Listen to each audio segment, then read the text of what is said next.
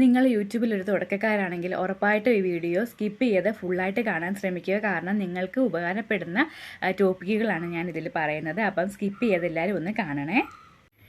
Hello guys, welcome back to my YouTube channel. അപ്പം ഞാൻ ഇന്ന് വന്നിരിക്കുന്നത് പുതിയ തുടക്കക്കാർക്ക്, എന്നെപ്പോലെ യൂട്യൂബിൽ പുതിയ തുടക്കക്കാർക്ക് വേണ്ടിയിട്ടുള്ള ഒരു കുഞ്ഞു വീഡിയോ ആയിട്ടാണ്. അപ്പോൾ കഴിഞ്ഞ ദിവസം ഞാനിതുപോലെ യൂട്യൂബിൽ തുടക്കക്കാർക്ക് വേണ്ടിയിട്ട് ഒരു വീഡിയോ അപ്ലോഡ് ചെയ്തായിരുന്നു, സബ്സ്ക്രൈബേഴ്സ് കൂടിയ കാര്യമൊക്കെ. അപ്പോൾ ആ ഒരു വീഡിയോ കുറച്ച് ലെങ്തി ആയിപ്പോയി. നേരത്തേക്ക് ഞാൻ വിചാരിച്ചു എന്നാൽ സിമ്പിളായിട്ട് പെട്ടെന്ന് എല്ലാവർക്കും മനസ്സിലാവുന്ന രീതിയിലൊന്ന് പറയാമെന്ന്. സബ്സ്ക്രൈബ് ചെയ്യാതെ കാണുന്ന ആൾക്കാരൊക്കെ സബ്സ്ക്രൈബ് ചെയ്ത് സപ്പോർട്ട് ചെയ്യണേ. പിന്നെ ലൈക്കും കമൻറ്റും ഷെയറും എല്ലാം ചെയ്യാനായിട്ട് മറക്കരുത്, വീഡിയോ ഇഷ്ടപ്പെടുവാണെങ്കിൽ. അപ്പം വീഡിയോയിലേക്ക് പോകാം. അപ്പം അതായത് ഞാൻ ഇപ്പോൾ യൂട്യൂബ് ചാനൽ തുടങ്ങിയിട്ട് 2 മാസം കഴിഞ്ഞിരിക്കുവാണ്.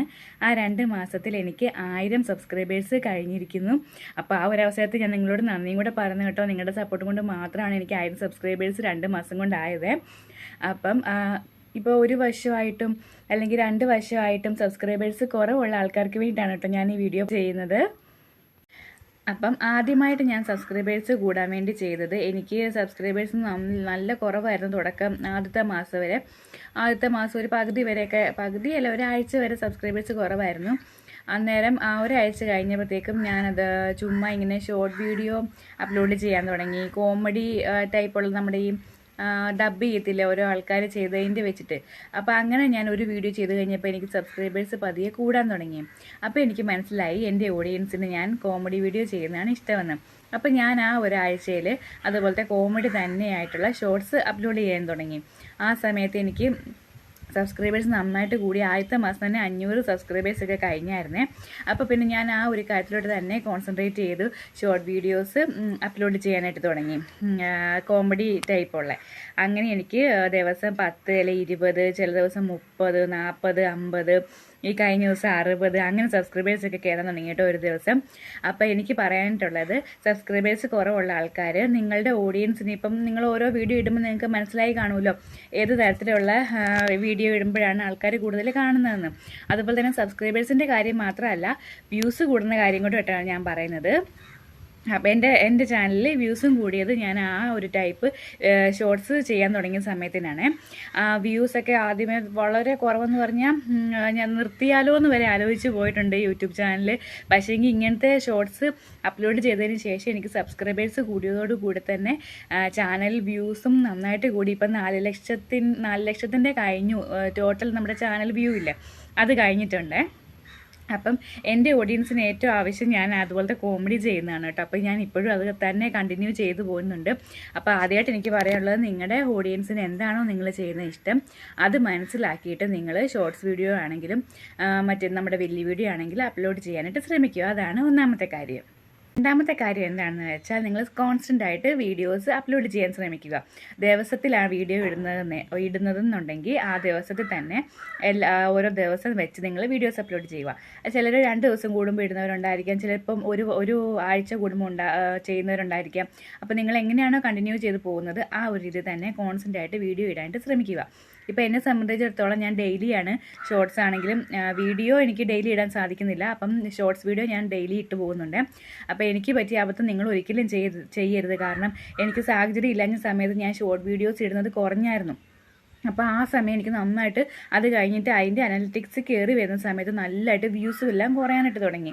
അപ്പോൾ നിങ്ങൾ ഒരിക്കലും ആ ഒരു തെറ്റ് ചെയ്യരുത്. വീഡിയോസ് ഇടാനായിട്ട് നിങ്ങൾ ഉദ്ദേശിക്കുന്നുണ്ടെങ്കിൽ ദിവസവും നിങ്ങൾ ഏത് രീതിയിലാണോ ചെയ്യുന്നത് ആ രീതിയിൽ തന്നെ വീഡിയോസ് ഒരു ദിവസം കൂടുമ്പോഴാണെങ്കിൽ 2 ദിവസം കൂടുമ്പം അങ്ങനെ വീഡിയോസ് കോൺസ്റ്റൻ്റ് ആയിട്ട് ഇട്ട് പോവുക. അപ്പോഴും സബ്സ്ക്രൈബേഴ്സും കൂടാനും ചാൻസ് ഉണ്ട്. പിന്നെ വ്യൂ ഒട്ടും നമ്മുടെ കുറയാതെ ചാനൽ മുന്നോട്ട് പോകാനായിട്ടും അത് സഹായിക്കും. അതാണ് രണ്ടാമത്തെ പോയിന്റ് കേട്ടോ. മൂന്നാമത്തെ പോയിന്റ് എന്താണെന്ന് വെച്ചാൽ, ടൈറ്റിൽ, ഡിസ്ക്രിപ്ഷൻ, പിന്നെ ടാഗ്, തമ്പനെയിൽ, ഈ കാര്യങ്ങൾ നന്നായിട്ട് ശ്രദ്ധിക്കണം. നമ്മളാണെങ്കിലും ഒരു വീഡിയോ, ഒരു കുക്കിങ്ങിൻ്റെ ആണെങ്കിലോ അല്ല എന്തെങ്കിലും ഒരു കാര്യം സെർച്ച് ചെയ്യുമ്പോഴത്തേക്കും നമ്മളുടെ യൂട്യൂബിൽ ഇങ്ങനെ സെർച്ച് ചെയ്തുകൊണ്ടിരിക്കുന്ന സമയത്ത് നല്ല തമ്പനെയിൽ കാണുമ്പോഴത്തേക്കായിരിക്കും നമ്മൾ ആ വീഡിയോ ഓപ്പൺ ആക്കി ഫുള്ളായിട്ട് കാണുന്നത്. അപ്പോൾ അത് നമ്മൾ ഒത്തിരി ശ്രദ്ധിക്കണം. തമ്പനെയിൽ ഇടുമ്പോഴത്തേക്കും ആൾക്കാരെ അട്രാക്റ്റ് ചെയ്യുന്ന രീതിയിലുള്ള തമ്പനെയിൽ ക്രിയേറ്റ് ചെയ്ത് ആ വീഡിയോയ്ക്ക് അപ്ലോഡ് ചെയ്യാനായിട്ട് ശ്രമിക്കണം. പിന്നെ ടൈറ്റിലും അതുപോലെ തന്നെ അട്രാക്റ്റീവ് ആയിട്ടുള്ള ടൈറ്റിലും കൊടുക്കാൻ ശ്രമിക്കണം.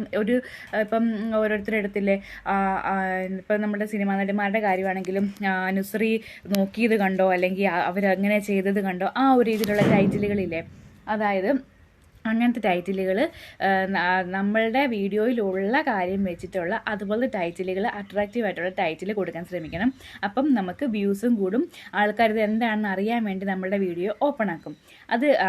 അതൊന്ന് ശ്രദ്ധിക്കണം. അതുപോലെ തന്നെ ഡിസ്ക്രിപ്ഷനിലും നമ്മൾ എന്ത് കാര്യമാണോ ആ വീഡിയോയിൽ ചെയ്തിരിക്കുന്നത് അത് സംബന്ധിച്ചിട്ടുള്ള കാര്യങ്ങൾ ഹാഷ്ടാഗ് വെച്ചിട്ട് കൊടുക്കണം. ഇപ്പോൾ കുക്കിങ്ങിൻ്റെ ആണെങ്കിൽ ഒരു കറി വെക്കുമ്പോഴത്തേക്കിന് ഈസി റെസിപ്പി അങ്ങനെയൊക്കെ പറഞ്ഞ് നമ്മളെടുത്തില്ല, അത് ഹാഷ്ടാഗ് വെച്ചിട്ട് എന്താണോ നിങ്ങൾ ചെയ്യുന്നത് ആ ഒരു രീതിയിലുള്ള അതിനോട് അനുബന്ധിച്ചിട്ടുള്ള ഹാഷ്ടാഗുകൾ കൊടുത്ത് ഡിസ്ക്രിപ്ഷൻ ചെയ്യണം.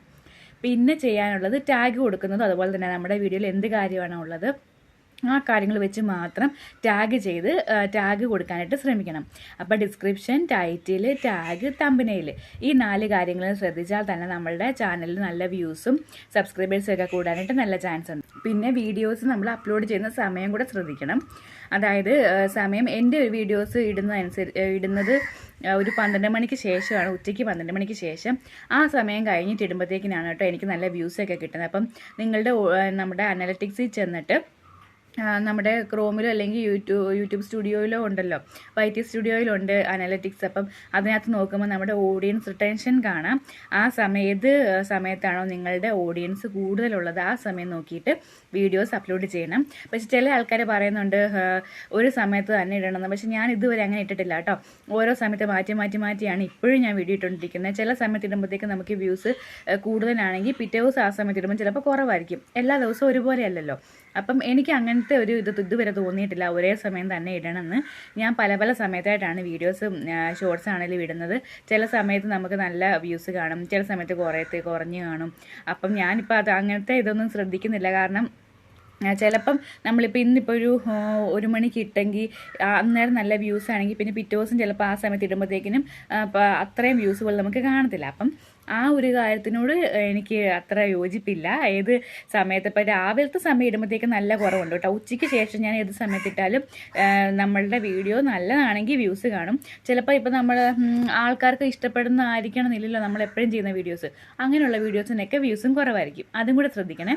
അപ്പം നിങ്ങളുടെ ഓഡിയൻസ് കൂടുതലുള്ള സമയം നോക്കിയിട്ട് വീഡിയോസും ഷോർട്സും ഒക്കെ അപ്ലോഡ് ചെയ്യാനായിട്ട് ശ്രമിക്കുക. ഇത്രയൊക്കെ കാര്യങ്ങളാണ് എൻ്റെ സബ്സ്ക്രൈബേഴ്സ് കൂടാൻ വേണ്ടിയിട്ട് ഞാൻ ചെയ്തത്.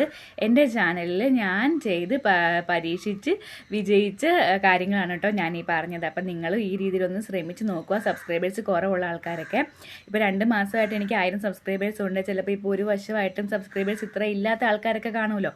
അവരൊക്കെ ഈ വീഡിയോ കണ്ടിട്ട് ഞാൻ പറഞ്ഞ കാര്യങ്ങളൊക്കെ ഒന്ന് ചെയ്ത് നോക്കിയിട്ട് സബ്സ്ക്രൈബേഴ്സൊക്കെ കൂട്ടാൻ വേണ്ടി ശ്രമിക്കണം കേട്ടോ. അപ്പോൾ ഇത്രയേ ഉള്ളൂ. എല്ലാവർക്കും ഈ കുഞ്ഞു വീഡിയോ ഇഷ്ടപ്പെട്ടെന്ന് വിശ്വസിക്കുന്നു. അടുത്ത വീഡിയോ ആയിട്ട് ഉടനെ വരാം. അതുപോലെ തന്നെ നമ്മുടെ ചാനൽ സബ്സ്ക്രൈബ് ചെയ്യാത്ത ആൾക്കാരൊക്കെ സബ്സ്ക്രൈബ് ചെയ്ത് സപ്പോർട്ട് ചെയ്യണേ, മറക്കല്ലേ. Okay, thank you guys.